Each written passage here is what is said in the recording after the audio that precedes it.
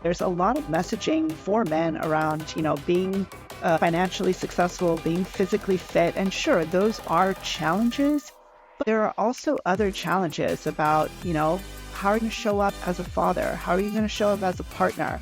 These things can actually be way more challenging, right? How are you going to be in your own integrity? How are you going to design a life that you're proud of? How are you going to maintain your legacy, right? These are actual challenges that, it could be actually easier to say, it's fine, I'll just run a marathon. Like, for sure it is. Absolutely. I mean, I'm not saying it's easy to train, and I'm not saying it's easy to get in shape. There's plenty of things that are difficult about that, and you got to get through your own head and everything else. But at the end of the day, going to the gym for an hour in the morning, in a lot of ways, is way fucking easier than living out my passion for life. Exactly. And trying to get other guys to rise up and actually spending time with my son and actually trying to show him what a man is. Welcome to the Derelict Podcast, for the disparaged, depleted, and delinquent souls trying to find our way.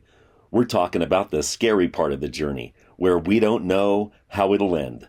Let's be free to face our fucking failures in real time as the most unadulterated, truest version of who we are. No sugarcoating. Welcome to the shit show, you derelict. Oh my God, you guys. Kristal DeSantis is here today. Hi, Kristal. How are you? Hi, I'm super happy to be here. Good. I'm super happy that you are here. And I have a ton of energy today. So if it's too much, then let me know. And I'll try to tone it down a little bit. But hey, y'all, I said y'all because Kristal's in Austin, Texas. So I thought I'd try that out for a second. It's Josh Abandonado. This is the Derelict Podcast. So happy that you're here, and so happy that we have Kristal here today. Thank you so much for joining us, Kristal. Yeah, thank you for having me. Absolutely. So for our conversation. Yeah, Kristal and I met online, like I meet a lot of my guests, and she has a really interesting book out that I was fascinated by, and she actually sent it to me. Thank you so much for sending it to me. That was very sweet of you. And it is called Strong, a Relationship Field Guide for the Modern Man. Now, I'm sure a lot of you are probably wondering, how can a woman tell a man the way he needs to be? And we'll definitely cover that, right, Kristal? Because I'm sure that's one of the things that you get asked a lot, right? All the time. All the time. Yep. All the time. Absolutely. Yep. So I'm really looking forward to getting into that. Kristal, maybe let's just start with this. Just, tell us what led you to writing the book. How about we start there? Because that book just came out last year, right? 2023? Yeah. Okay, awesome. Mm-hmm. What was the process? Like, what have you been doing? What were you doing? Oh, by the way, I wanted to tell you too, before I forget. I'm drinking out of this for you nice, today. Thank you. I thought it was an appropriate coffee mug for today. I kind of like, my kids and I love going like estate sailing and antique shopping and stuff. So I'm always looking for fun mugs. And I was looking through my mugs today. I was like, this seems like the appropriate one to talk to Kristal today. So so tell us a little bit about your journey and your story, which ended up with this book. Well, I'm a marriage and family therapist. And one of the things I noticed when I was doing my work is couples would come to see me. And, I'm the kind of therapist that I believe, more information is more power. So, regardless of what we do in session, I always want to give people resources, books, podcasts, things to kind of stimulate their own learning, outside of session. And when I would look around for resources, I would find a ton for women, just gangbusters for women.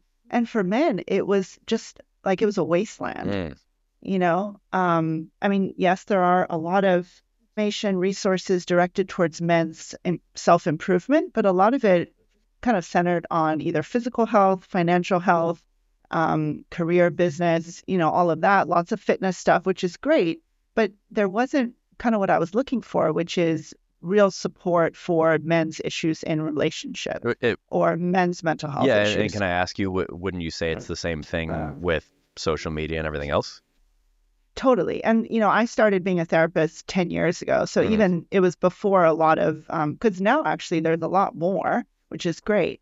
But yeah, you're exactly right. So much self-help stuff, even back then, which is kind of when, there was like a lot of maybe the start of the self-help social media boom and like self-care. And it was all directed towards women. Yeah. And I'm a big believer in equality, and I wanted to make sure that these, my male clients didn't just kind of get left hanging.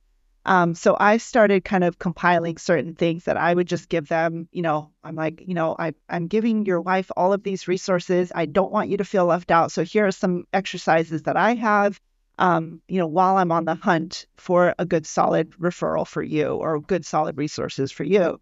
And after a while, I was like, maybe there just isn't a book out there. Yeah. So I guess I'll go ahead and write it, because it's not fair that a lot of these men were feeling kind of one down when it came to therapy. And then it really also then kind of perpetuated the stigma that you go to therapy, your wife's going to be mad at you, the therapist is going to tell you what you're doing wrong. Why pay for that? Like, that's dumb. Yeah, I could been get there, yelled done at that. for free at Been there, I home. mean, you literally just told part of my story. So yeah, been there, done that for sure. Yeah. And so this is part of it, is like, this book, I put a lot of resources and a lot of therapy language in there so that men could feel empowered coming into therapy sessions, so that when their wife is like, you don't even know my attachment style, he's like, I do know what that word is, and I do know what attachment styles are. And like, if the therapist is like, have you guys talked about your love languages? The guy could be like, I do know what those are because I've got the book. And so that's why I call it a field guide. Is, I'm not telling you how to, what journey to go on, but I am giving you some tips and tools on your way there. Well, and one of the things I really liked, so I did read your book. Thank you again for sending it to me. And one of the things that I really liked about it is that, what was it? A field guide, right? That's what it was called. And when I think of a field guide doesn't necessarily take a topic and go so deep to the center of the universe, right? It really, what I liked about the book is that you touched on a lot of different topics, like you were saying, love languages and attachment styles and all these different things that you could go on YouTube and get stuck down the rabbit hole for hours and hours and hours and hours and hours going through these things, right?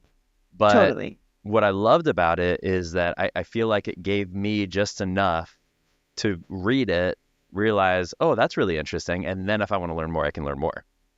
Yeah. Yeah, that's what I loved about it. Are you planning, just not to put you on the spot right now or anything, but are you planning on writing any additional books that are going to go deeper into any of these topics, do you think? Is that in the cards?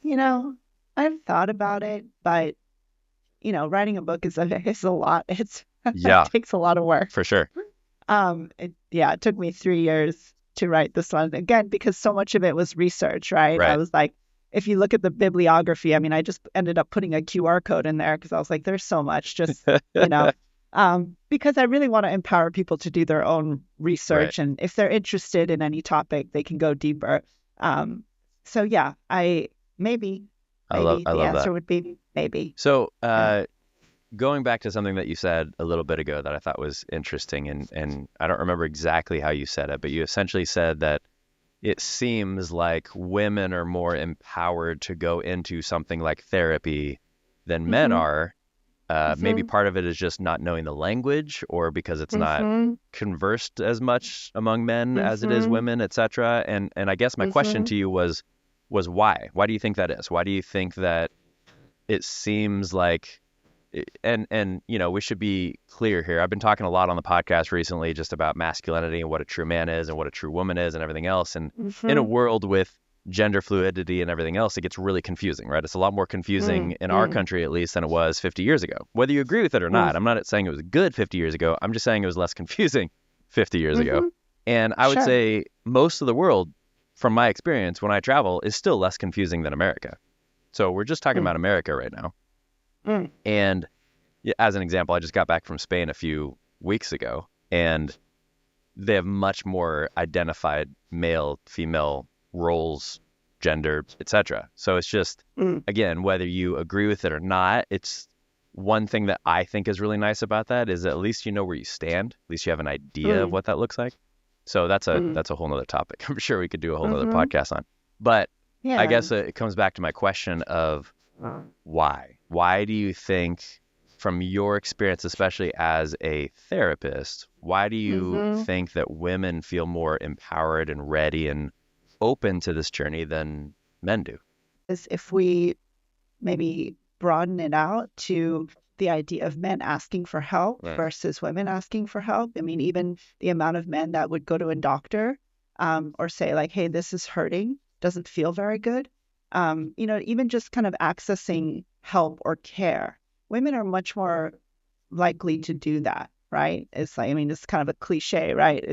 The guy's like, I don't need help. I'm not lost. And the woman is like yelling out the car window, somebody help us, we're lost, Yeah, absolutely. For sure. And so I think it really kind of boils down to that. Is like, a lot of, like you said, masculinity can center around the idea of being competent. And so if you admit that maybe you need help or you're not feeling that solid, and I think there's also been a lot of maybe, it's kind of catch-22, right? It's like nobody really teaches you how to do well in relationships, like communication skills, conflict skills. These are not things we teach in school. And yet a lot of men are kind of immediately put the pressure on, like, if you're a man, you lead your family and you do it well, right? It's like a man keeps his family in line, keeps his family in order, and he's a leader.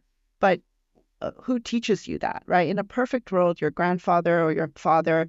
But I mean, let's be honest, for a lot of men, that's not the case. And so what I saw is a lot of these men that were sincerely trying to lead their families. And then they were just like, I don't know why she's so mad. I don't know why I can't do anything right. But who do I talk to about that? Because, there is a little bit of this, well, if you're a man that's going to admit that your wife's not happy or that you're failing in some way, and ask for help, like that's a big hurdle. And so right away, that obstacle of how do I pick up a phone and tell someone that I need help? Whether it's because I'm in pain physically, calling a doctor, whether it's, emotionally, mentally, relationally. I mean, that's still a big hurdle for a lot of men, just to admit that, I'm hurting and I don't like where I'm at and I need some guidance. I need help. Do you have any advice for those men? And there are a lot of people on your side. I think that is also sometimes the hurdle, right? Is that, maybe they have an image of therapy or they have an image of doctors that they're going to take away your autonomy. They're going to tell you how to live. And it's not going to be true to you. Again, sure, there are bad doctors and bad therapists, but ultimately, trusting that there are people out there who want to help you live your authentic life. And you don't have to be in pain, because there are a lot of resources out there. There are a lot of, there's male therapists, there's resources written by men. Maybe this is where the difference in messaging for men and women is women have for a long time been getting the message like you deserve better, right? If you're in pain, if you're in an abusive situation, or you're just like not feeling good, you deserve better. And I think that's maybe the message that men are not getting. It's what they're getting is like, well, suck it up. Life sucks. Don't be a crybaby. I really appreciate you as a woman bringing that up, because if I as a man bring that up, there's, going to be hateful comments in the video down below, just because we're not allowed to say that. But I agree with you. I completely agree with you. That is such a theme among women in our culture, and men, like you said, are just, it goes back to the social media and especially the guys that get really big and everything else. And it's like every single one of them, it's about working out and making more money. I mean, that's all it's ever about. Yeah. And I just like, that's not fair. There are some guys out there trying to do it. Okay. And honestly, to make a shameless plug, that's what we're trying to do here. That's the whole point of this podcast. And again, another shameless plug. If you're listening to this or watching this, you have two people on here right now that want to help you. There's Kristal right here, and there's me, Josh. And I say this on pretty much every single episode, and I will say it until I can't do it anymore, but I'm not there yet. And it's this. Every single episode, there's a place for comments. There's also a link to my actual email that I will look at. If you need anything, email me. Please email the podcast. I read those. Every single one that comes in, I read them and I respond to them. So please, if you're a man listening to this or watching this, reach out to me. We will also obviously put Kristal's information on here. You can reach out to her as well. But, sometimes it's just... We have a different level, as guys, we don't want to talk about it being a fearful thing or being scary, but it is scary to guys to reach out. It's less accepted. If a woman, I was just having a conversation with a woman about this the other day, and what she said, I really agreed with. She said, look, in our culture, if a woman is going through something and they call a friend or they go to a group or a support group or therapy, fill in the blank, the way most people respond to that is good for you. Like you said, you deserve better. That's great. So excited that you're working on yourself. What happens if a guy does that? From my experience, and this is what she said as well, it's like, what the fuck is wrong with you? And that's a real shame, and that really needs to change, right? Because, I think it really goes back to, and like I say in my book, is, men are people too. Men need care. Men need support. Men need to know that their pain is valid. The more that we work, like you said, there are people out here that are working to say, we're out here and we're willing to listen. And when you send the email, it matters to me. Your pain matters to me, and I care. Because so many men, I think you've probably seen on social media too, it's like this underlying idea that people don't care about men, right? Men are like, why would I even say anything? Because nobody cares. It's just me shouting into the wind and making myself look like an idiot. Right. Right? Or making myself look weak or stupid. And why would I do that? Right? If the whole idea about being a man is you don't be weak and you don't be stupid, Yeah. And so I'm glad, that there are people like you out there, especially men that are showing other men that like, look, sure, the whole, like, it might feel like not a lot of people care, but I'm one of the ones that do. Right. And there are other guys like me out there who do care. And there are other women who care. And, I'll help you find somebody in your area who can help care for you in the way that you need to be cared for. Thank you. And Thank you, by the way, for that. Really appreciate that. I mean, that was a big statement that you just made. Thank you. Thank you so much. Yeah. So sorry, I don't want to cut you off. No, I was going to say, I hope that statement becomes more prevalent. Thank you for that. I do too.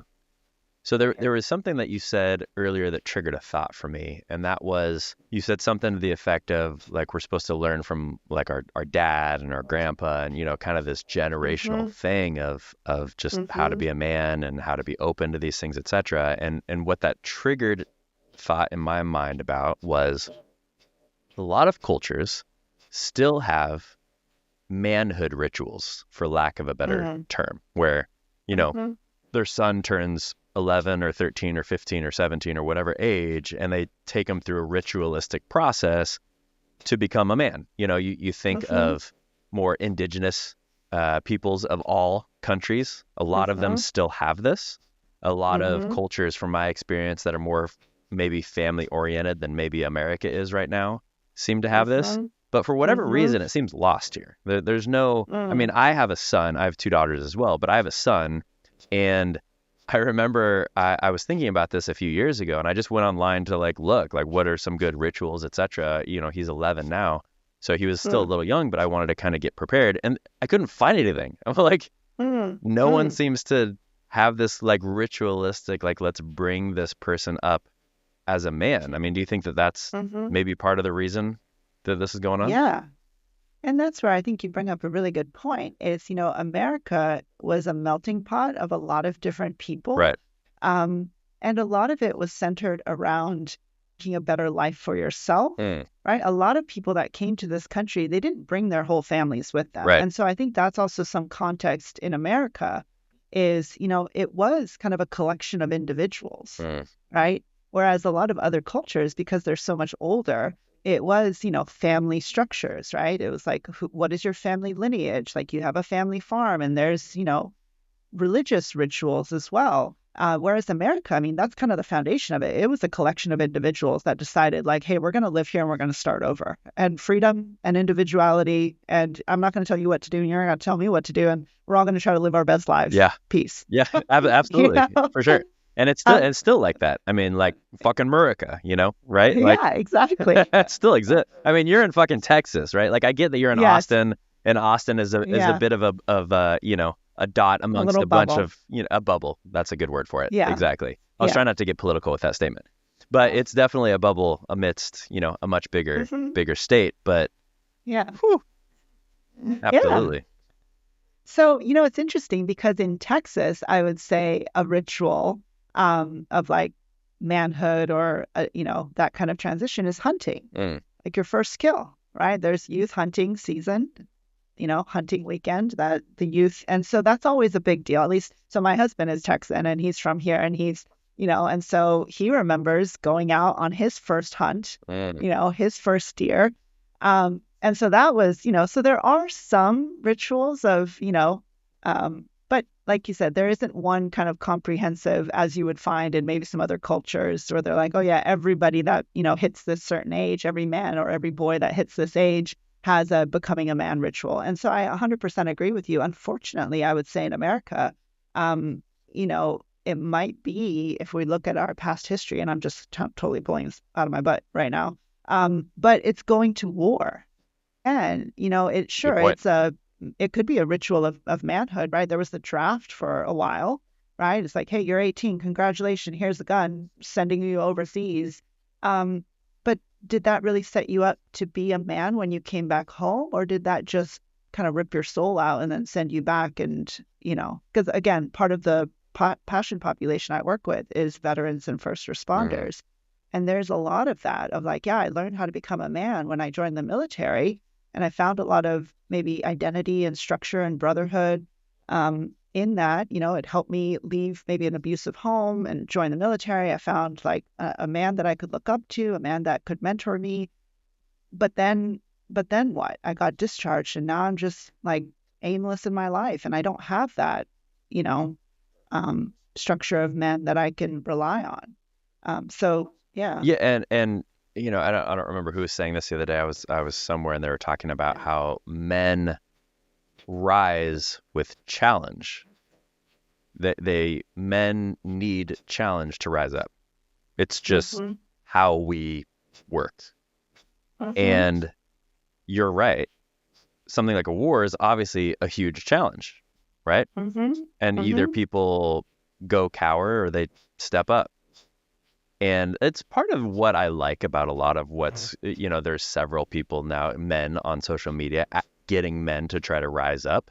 And, I'm one of them to like, we got a challenge. You got to face the challenge. But there's so much in society that tells men not to do that right now. Don't actually face the challenge. Just get softer and be more empathetic and be more caring. And I'm not saying any of those things aren't true. I'm just saying that without the challenge, a man all of a sudden isn't a man anymore. So now I don't know, if I start doing all those things, I start losing myself and then I just get depressed and sad. And I'm like, I don't know, what am I living for and what am I doing? And, I'm midlife now, unfortunately, or fortunately, unfortunately, I don't know. But I'm midlife now, and I watch it with a lot of my friends or people that are around my age with the whole midlife crisis thing. And I personally, from my experience, and I'm curious about yours, but my experience, I've seen that I think every single guy that I've seen that's gone through some sort of a midlife crisis is because they're not being challenged. There's no challenge in their life, or the challenge got easy or they got softer or whatever ended up happening. So they have to figure out like, well, how do I step up right now? And sometimes they think it's, I'm going to go buy a muscle car. Yeah. Or I'm going to go cheat on my wife. Exactly. Or I'm going to go do something that seems like a challenge, which that's not a good challenge. I'm not saying to the men out there, go buy a muscle car and cheat on your wife. Why don't, instead of buying the muscle car and cheating on your wife, you rise up to a different challenge? Exactly. And I think that's really what, part of the message of my book is as well, is, challenge that is actually beneficial to your life is different than just finding challenge for the sake of causing chaos and solving a problem of your own making, And I think that's the other piece of like, having intentional challenges that make you the man that you want to become. And whether that's, I challenge myself to run a marathon or to, do some kind of fitness challenge or some kind of business challenge. But also at the end of the day, right? And kind of like you said, there's a lot of messaging for men around, being financially successful, being physically fit. And sure, those are challenges, but there are also other challenges about, how are you going to show up as a father? How are you going to show up as a partner? These things can actually be way more challenging, right? How are you going to be in your own integrity? How are you going to design a life that you're proud of? How are you going to maintain your legacy? Right? These are actual challenges that, it could be actually easier to say, it's fine. I'll just train for a marathon. For sure it Like, is. I, Absolutely. I mean, I'm not saying it's easy to train, and I'm not saying it's easy to get in shape. There's plenty of things that are difficult about that, and you got to get through your own head and everything totally. else. But at the end of the day, going to the gym for an hour in the morning, in a lot of ways, is way fucking easier than living out my Oh, passion for life and trying to get other guys to exactly. rise up and actually spending time with my Mm-hmm. son and actually trying to show him what a man. That's way more fucking complicated than just like, oh, I'm Mm-hmm. gonna go lift a couple weights. Like, no offense to the weight guys, but fuck you. Like, it's not just about Totally. lifting weights. Like, how do you lift the other weights? Like, it is much more Mm-hmm. difficult for me to make sure that I spend Mm-hmm. time with my son where I try to help teach him what a man is than it is for me to go lift a couple dumbbells. That's where I think it's so important to, and I see it all the time in couples, right? Is like a man that ends up becoming a workaholic or becoming a gymaholic, is they're really actually escaping from the challenge that's in front of them, which Mm-hmm. is, can you build respect in your relationship? Can you make your wife feel safe? Can you rebuild trust? As opposed to, no, no, no, I'm creating little mini challenges, work fires, I have this new fitness challenge that I'm going to go do, or some other personal chaos that they then, because, it's not just men. Humans are very good at this, right? Right. Creating chaos so we can solve our own problems, so we Right. can distract Yeah. ourselves from the real challenges in front of us.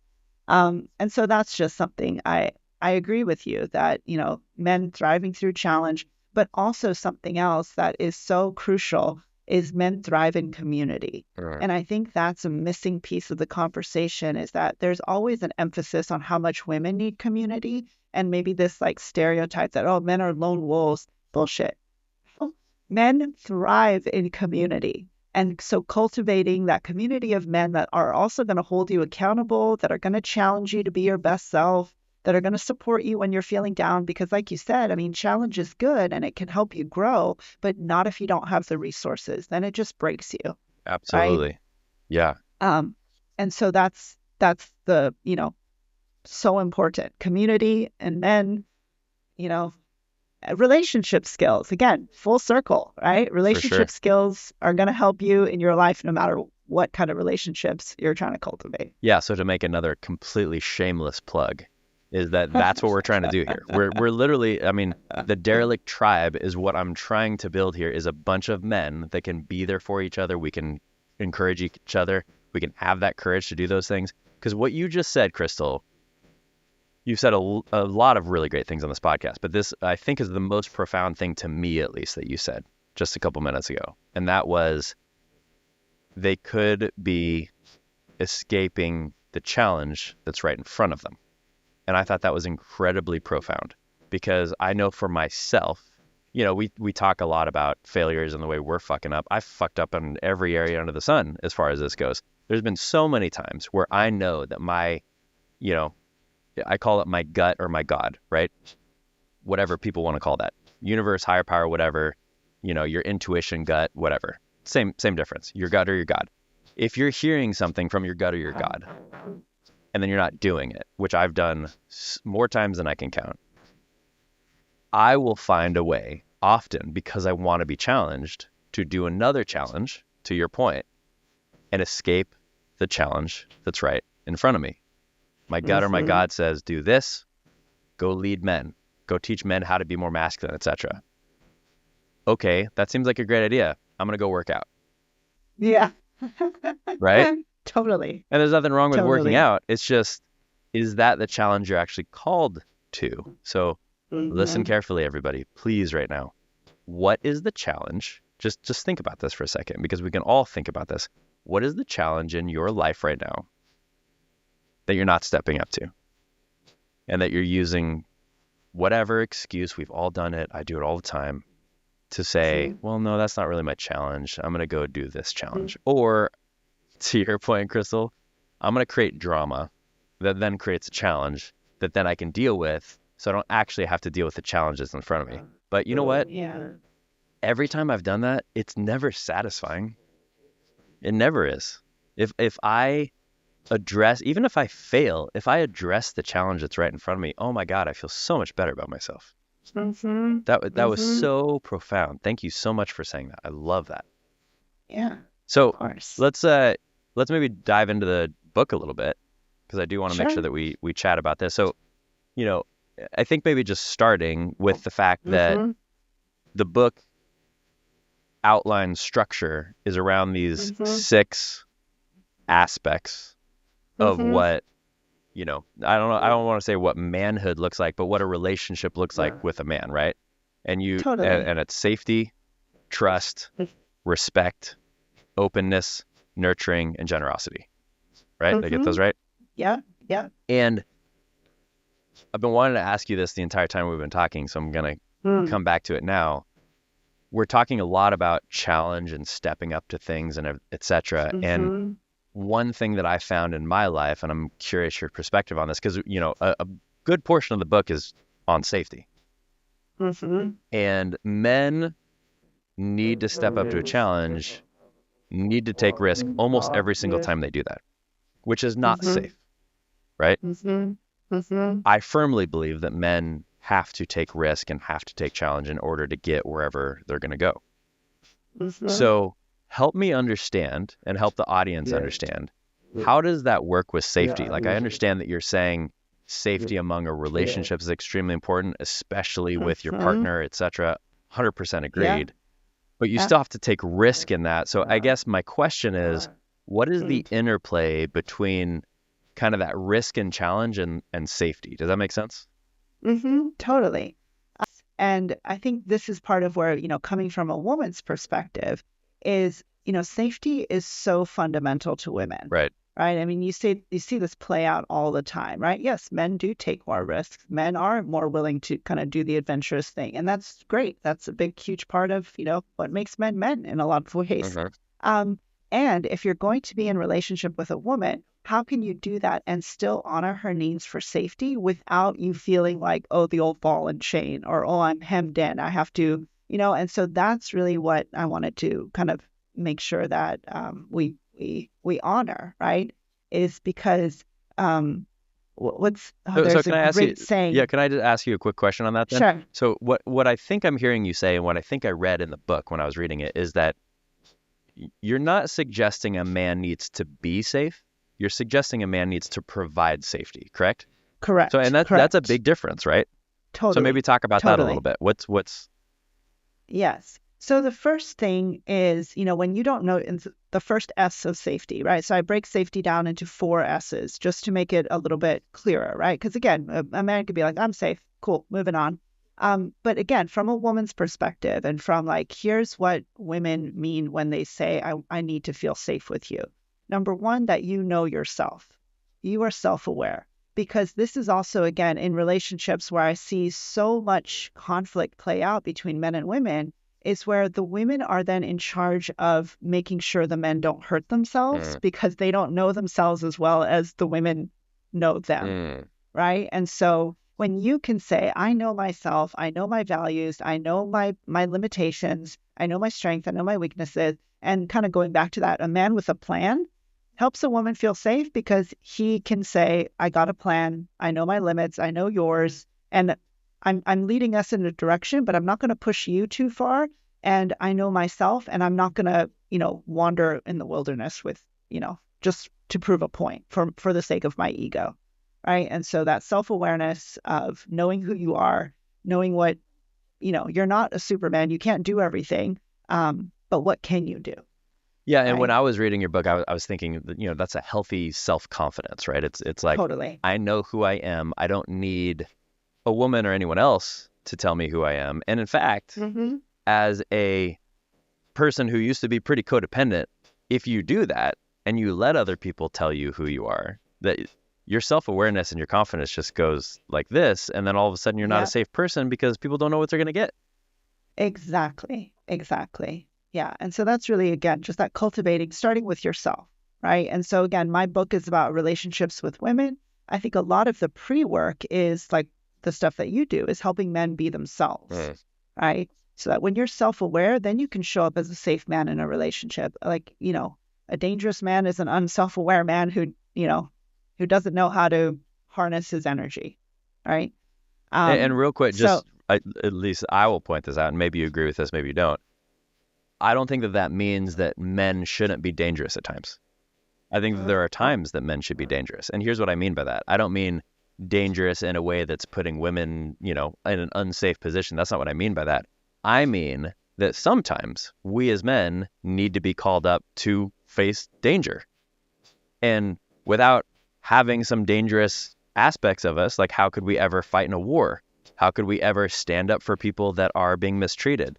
I just came back from an event and they raised a bunch of money for sex slavery, which I'm hugely passionate about. And there's women in that, plenty of women in that industry as well, but there's a lot of men in that industry that are just abusing the shit out of people, right? And without dangerous men that are willing to just face them, it's never going to go away. Never. You can't have like a weak, timid little man going up and trying to go against those guys and make any sort of difference whatsoever. So there is maybe it's semantics here, and I understand that maybe that doesn't make it a dangerous man, but there is danger that we have to get in front of and risk in order to provide safety. Totally. And I think this is the quote that was like, it actually comes from, I think, an economist. I'm going to totally screw it up, so, you can edit it out if needed. But it's basically like the most successful people take calculated risks. They don't take reckless risks. And so really that's the difference, right? It's like when you're rushing into danger without a plan, you're just being reckless, and that's not safe. Being a man who wants to rush into danger but has a plan, knows his limits, knows what his resources are, knows where his exits are, like that's a man with a plan. And that could be a safe approach to a dangerous situation. That's a really good point. So I'm not a hunter, but I think there's a hunting analogy there, right? Hunting can be very dangerous. You're obviously out there with wild animals and everything else. You don't know if a bear is going to attack you or whatever is going to happen. But to your point, that's a calculated risk. It's a calculated danger where you're prepared, you kind of know, and things are going to show up that you're not prepared for, right?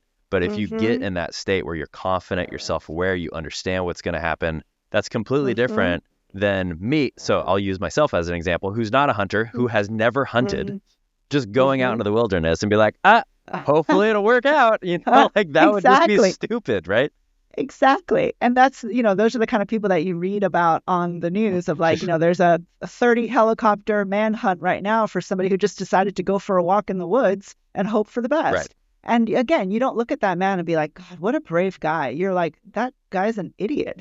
What is he doing? There's plenty of wars going on right now. And as there always are, there's never been a time of peace ever in human history.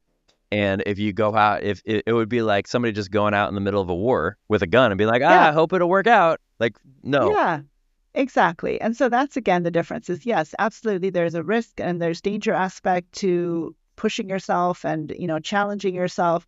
And if you don't have a plan when you're doing it, it is just reckless. Right. And that's what makes your partner feel unsafe. And that's what then makes your partner say, if you're not going to be aware of that, then I have to be aware of that. Yeah. Right. And I see this often when it comes to, parenting and children, is then often, I'm sure you've experienced this, like talking to men, is like, then that's where the polarization between men and women starts to happen. And that's where I often see that women sometimes feel like, well, I have to protect myself and my children from my husband because he's going to put them in, he's going to take them out, not bring diapers, not bring bottles, not bring food. They're going to come back hungry and tired and, sunburnt, and I can't trust this man with my children. And that's, again, I mean, if you talk about eroding respect in a relationship, that's a quick way to the bottom of the barrel. Because, and that hurts obviously both people because now the woman that's another, I mean, correct me if you think I'm wrong here, but I would say that woman would feel unsafe. Oh, 100%. Right? She's like, well, this guy 100%. Can't handle it. And then he feels disrespected and unchallenged and everything else. And that's a recipe for divorce, guaranteed. Yeah. Yeah. So that's where that second S of safety, if we're coming back to the book, is stability, basic life skills. Because again, I think this is, a lost art in our society of like, I went to an all-women's college, but even in an all-women's college, I met so many women that they didn't know how to boil water. They didn't know how the basic life skills. And I think that's us, across the board, there are a lot of people that are entering adult relationships and adult lives with not just the basic life skills of how to make an adult life work. Right. It's tough. Mhm. And so that's, again, that other kind of thing of like, people are like, oh, marriage is hard. Marriage is hard. Yes. And it's harder when you just don't have basic life skills because life is hard, right? Your relationship should not be the hardest part of your life. It should be an additive, right? And Absolutely. so, how many conflicts that I've seen in couples or, we read about on the internet of just basic life skill issues, where, some either men or women are saying like, my partner doesn't have basic balancing budget skills. They don't know how to do dishes. They can't take out the trash. They haven't changed their sheets. And they want to have a baby with me. I don't think so. Yeah, absolutely. So, yeah. So, okay, so there's self-awareness, then there's stability, then there's self-regulation and self-expression. Will you talk a little bit about self-regulation and self-expression? So when I, as a therapist, I always ask, like, what brings you here? Often what people say brings them to therapy is communication and conflict issues, right? And so that's really those two things. So self-regulation, the ability to calm yourself when you're in conflict, because we all get triggered. We all have our, emotional moments. But how do you do that in a safe way without, again, when we're talking about the differences between men and women, a man might be expressing his frustration when he punches a wall, right? Whereas that might make his partner feel very unsafe with him, right? It's like you don't have the self-regulation to calm yourself down. Instead, you decided to break something, right? Or road rage, which is one of the examples I put in my book of like, you might be valid in your anger or your frustration, but how can you express that in a way that doesn't make your partner feel unsafe? And a lot of that has to do with, do you have the ability to self-regulate when you're dysregulated? Can you bring yourself back to baseline? Right? And just to speak to men here for a second too, because I feel like this is often lost in our culture as well. There's the gym heads that are just like, go work it out for 6 hours a day. And most of us just aren't going to do that. So that's fine if that's you, but most of us aren't going to do that. And then there's the other side that's just like, oh, well, but you need to be calm and you need to journal and meditate. And I'm not saying there's anything wrong with any of these things. I do all of those things. However, for men especially, and I know this is true for women as well, but for men especially, moving your body, changing your physiology is so critically helpful with this. Instead of getting to the point where you're punching the wall, go to the gym and punch the punching bag. I literally just did it the other day. I was fucking pissed. And I'm like, you know what? Instead of doing this in front of everybody else, I'm going to go to the gym and I'm going to punch the punching bag. And I did, and I felt better. I don't know how to punch a punching bag. I probably hurt my neck doing it, but I at least got it out, right? Often there's a hill right above my house here in the back that I just will run up. Even if I'm exhausted and I'm not a good runner and I'm out of shape or whatever else, just a little burst of energy just kind of gets me back to where I'm like, oh, okay, there we go. And I just think for men especially, not saying it's not true for women, but I know for men especially, just moving your body, getting yourself into a different state. It does not have to be so I have muscles for Instagram state. It just has to be, just move it. Just jump on a treadmill, go for a walk, punch a punching bag, whatever. Just do something, do jumping jacks. Like literally you can do this in your house. Sometimes I'll just do some jumping jacks. I have a little rebounder, so I'll jump on my rebounder, a little mini trampoline, go down and do a couple push-ups. I don't care if you can do one push-up. One push-up's still going to help. You're just moving your body. Is really helpful for me, at least with self-regulation. So absolutely. And in the back of the book, in the back of that chapter, I have a little list of things. And yeah, it really is like, because there's so much excess energy. And I also, as a therapist, I also want to validate that anger is important and it's sending you a message. So working it out so physically you can calm yourself is one thing, but also listen to the message that this anger is sending you. Right? Was there a boundary that was crossed? Is there a need that's not being met? Is there something misaligned about the way your values are being expressed here? And so that's also the other piece is, if you notice yourself continuing to get triggered over certain things, like continuing to kind of deal with the symptom of, okay, I'm angry again. I'm going to go run around the block, but also give yourself time to listen to and dive into that anger. What keeps bringing this up? Like, what is that old wound or what is that button that keeps getting pushed? because again, that goes back to that self-awareness of, oh, I know this about myself now. So if I notice like my wife and I were starting to hit that topic again, I can be like, pause, time out. Right. Yeah. Let's not go there today. Again, a lot of this podcast is me just being vulnerable. So I'll be vulnerable with you right now. So I woke up this morning and I realized after I woke up that I had just had some, I don't know if they were dreams or just thoughts, etc. And a lot of it revolved honestly around a lot of like women being sad in my life that I have relationship with right now. And that was everything from like my daughter being sad the other day to my ex-girlfriend that I just broke up with a few weeks ago, having some sadness, to some other friends. And it left me, I was just kind of depressed when I woke up, right? I was just kind of like, it felt weird. I couldn't get comfortable in my bed. I was up at 5:30 and I just couldn't go back to bed. And I was like, all right, I guess I'm up. And for me, what was really helpful is I was like, you know what? I'm going to go downstairs. I'm going to watch a dance video and I'm going to dance like a dance fitness type video because I'm into that sort of thing, which is fun. And a lot of guys will be listening to that, like, okay, dance video. Fine, whatever. Go do your fucking meathead shit. I don't care what you do. But for me, it was helpful because I got my body moving. Then once my body was moving and I started getting those endorphins moving, I still wasn't like fully better. And you might be surprised listening to this or watching this because I have so much energy and I'm so, I seem so happy. Yeah, I woke up depressed, guys. That's the point. Then I got my body moving, and then you know what I did? Then I was like, okay, now I'm going to go relax. I went, got my hot tub for a couple minutes, and then I just wrote a page, a journal. But I had to get it out of my body first in order to get to a point where I could journal, and then my head gets let out a little bit. Like, so for me, I have to move my body and then write. I have to change my physiology and then meditate. Yes. Because if I don't, I have so much nervous energy when I'm doing it, it doesn't accomplish anything for me. Totally. Absolutely. And there's a lot of neuroscience behind that, right? Which, again, we could go down a rabbit hole on that all day, right. But exactly right. We got to turn the prefrontal cortex back on by regulating the nervous system, right? Your thinking brain doesn't come online until your body is calm. Yeah. Right? Yeah. Because it's like if you're running for your life and suddenly someone's like, hey, do advanced calculus. No, my brain isn't like, no. Right? And so, this is exactly why. So I just got back from another Tony Robbins event. For anybody that listens or watches, you already know that I'm a huge Tony Robbins fan. He's like one of my, he's just a goat.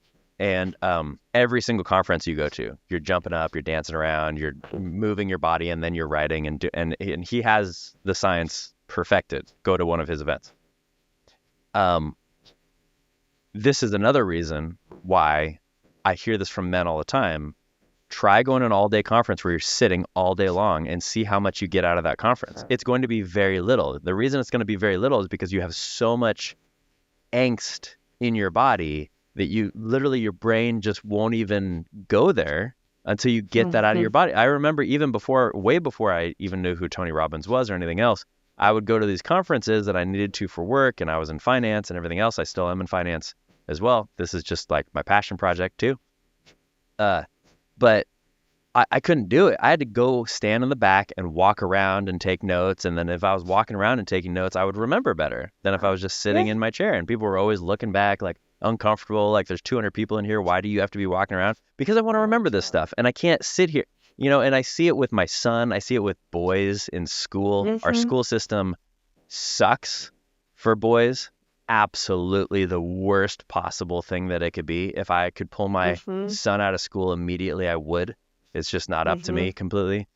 But if I could, I would. Because boys, especially with their energy and everything else, even my son is not a hugely energetic kid as far as boys go, but they have to move their body to learn, and just sitting around all day long just doesn't do it. Like I'm getting antsy and we've been on here for 48 minutes for my podcast and I have to get up and like I have another recording in like an hour and I have to get up and move around because otherwise I'm not going to be here. I'm not going to be present. I won't be able to do it. And that's the other thing I would say is a limitation of therapy is, we are kind of stuck in a room. But personally, my therapist, we do walk and talk therapy. Love that. So, that's how I process as well, is we go for a walk and we talk. And, eventually I would love to see that is a little bit more accepted. for me, doing couples therapy, walking is just a little tough, so I don't I don't offer that. But As you're walking I backwards, as they're walking forwards towards you, I yeah, know. tripping over. Oh no, what was that? Yes. Yeah, yeah, Just a little yeah. complicated. So I do stay in a room. But yeah, there's so many different types of therapy as well. So I would encourage any listeners that are like, yeah, I don't want to just go sit in a room and talk. It's like, well, you know what? There's walk and talk therapy. I also offer EMDR therapy, which is a completely different body kind of uses your own body wisdom to process your own trauma. So there's just a lot of different options out there. So again, don't be intimidated by the idea of like, oh, I'm gonna, go in a room and sit, and that sounds terrible for an hour, just be lectured. Like, yeah, it does. So, but there are other options out there. So don't be afraid to go figure it out. Yeah, Um, I appreciate and the that. last, Oh, go ahead. yeah, of Go ahead. course. Well, the last S of safety is the self-expression, right? Because there's so many times where I see, again, in the way that we socialize men and women, women just get more language development from a younger age than men do. And then that just continues in the socialization of the amount of words that women use to talk to each other versus the amount of words that men use. And so when it comes to emotional conversations, sometimes just expanding your vocabulary can help you feel more empowered. And sometimes I talk about it like colors. Like men get the 5, I put it in my book of like the restaurant pack of the 5 basic colors, and then the women get the 64 Crayola box. And then when they're trying to talk emotions, it's like, the wife is like, I'm feeling really fuchsia. And the guy's like, I don't have that one. Yeah, I don't know. I Yeah, don't know what you're saying. right. I don't know what words. And so again, it's just expanding your vocabulary so that you can express yourself, and then you can also hold space and be a safe person for your wife to express herself, or your girlfriend, or whoever, and not feel like you have to shut her down because you're like, there is no fuchsia, pick one, white or red, and she's like, it's something in between, Yeah. and that's a very common kind of conflict starter that I see in couples that could easily be kind of dissipated by saying, look, let's work on your skills of self-expression, use the emotion wheel. Again, it's a skill, it's language acquisition, it's vocabulary expansion. You got this. I love that. And just again, this just keeps popping in my mind for whatever reason. Being a safe space, men, listen, being a safe space for your woman, your partner, your child, your friend, your mom, whoever, being a safe space does not mean that you are a weak man. That's not what it means. It does not mean that you have to be an emasculated, weak man. In fact, it's the opposite, because weak, emasculated men are not safe spaces, right, Kristal? 100%. And that's why I call my book Strong. That's why I have this model as Strong, is emphasizing that, strength in a man is so attractive and so needed in a healthy relationship. And a lot of that is being able to be strong enough so that your partner can feel safe with you. I this often happened in this relationship that I used to be in, and it was the healthiest relationship I've ever been in. And I remember one of the things that always stood out to me about her, because I was the healthiest version of myself, which is, I think, why I was the healthiest, relationship I've ever been in. And I remember she would often tell me, she would say, when you have opinions and you're strong about things and everything else, it is the sexiest thing that you could possibly do. And I was raised to think the opposite, that I'm not supposed to have a voice. I'm supposed to be codependent. I'm supposed to just kind of go along with what everybody else says. And from my experience, it's not what women are looking for. And I'm not saying do it because it's what women are looking for. I'm saying you will feel better, men. You will feel better about yourself as well. And this is not meaning that I'm going to be a jackass and just like spewing opinions all over the place and degrading everybody. That's not what I'm saying. I'm saying being true, self-aware, one of your things, right? Being self-aware, confident, and just like, no, this is my opinion. It's okay if you disagree. If you disagree, write it in the comments and we'll have a conversation about it. It happened a few episodes ago. And this lady, she was like, oh, I love how, some white guy is doing a podcast about what real masculinity is. And then she basically was like, well, real masculinity means you have to be, out in the woods or something like that. And I was like, okay, interesting. But instead of just being like, no, you're a fucking bitch, I was like, oh, interesting. tell me why you think that. And then we actually had this really good conversation kind of in the comment section, Yeah. which now people will probably go check out, that I loved because it was like, okay, maybe expand your thinking a little bit. Is there a way that maybe people in the forest could be listening to a podcast? I don't know. Technology exists. Yeah, totally. But totally. it's more about just do it. It's okay if your opinion is not the same as somebody else. I guess I'm really speaking maybe to codependent dudes right now that have lost a lot of this, lost a lot of their masculinity, and they're like, I can't do it, and if I do it, then I'm gonna appear as a toxic masculine man. Who fucking cares if they call you a toxic masculine man? Do it because you know it's right. Do it because it's in your gut. Do it because you're self-aware of who you are. That's what I would encourage you. So, Love that. as we wrap up, Kristal, are there, again, women listen to this podcast as well, but specifically for the men out there, are there anything that you want to leave them with that maybe hasn't been said yet? And anything that you see as like, man, if men could just do these, couple things, especially as a woman and especially as a therapist, like the big things that you see of, besides what you've already talked about, is there anything else that's like, oh man, if men could just grab this, it would be so helpful? I would say is sure that you're living a life in alignment with your own values. So whatever you need to grab a hold of to say either, I know what my values are, I'm investigating them, I'm taking myself seriously. I think that's the big thing, right? Is I respect myself enough to live a life that I'm proud of. Because again, you deserve that. And so maybe that's the message is, you deserve to look at your life and feel proud that you're living a life in accordance with your own values and you're proud of who you see in the mirror. Wow. And if you don't, then there's help out there and there are resources, and you deserve to have that feeling where you wake up and you look in the mirror and you're like, damn, I'm proud of that guy. That's awesome. I love that. All right. And then maybe you could become, I'm going to start selling these. Well, Kristal, thank you so much for being here. For everybody, a link to her book and other information about Kristal is going to be in the show notes. So please check it out right now, whether you're watching this on YouTube or listening on some other channel. There are resources available through her book as well. Like she said, I mean, your bibliography is really long at the end of the book, which is great. So there's a lot of resources there. There's also resources on our website for men specifically that I'm happy to take a look at. And then more importantly, of course, like, subscribe, all the things that we always have to say. But more importantly, here's what I really want you to do.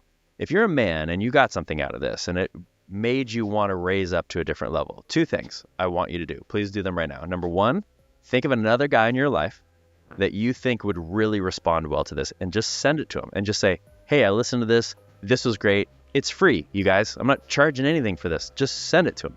Number 2, if you're ready to step up to a next level, reach out to me. We do coaching. We talk about these limiting mindsets, helping men become more men. So please reach out.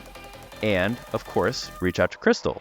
She does therapy. She already offered, thank you so much, earlier in the episode to find somebody maybe in your area, etc. Maybe you want to work with a man instead of a woman, all those sort of things. I just really appreciate your help. And sincerely, from the bottom of my heart, thank you so much for being here today. Thank you. Appreciate you. All right, you derelicts, until next time, this has been the Derelict Podcast, and we'll talk to you soon. See ya.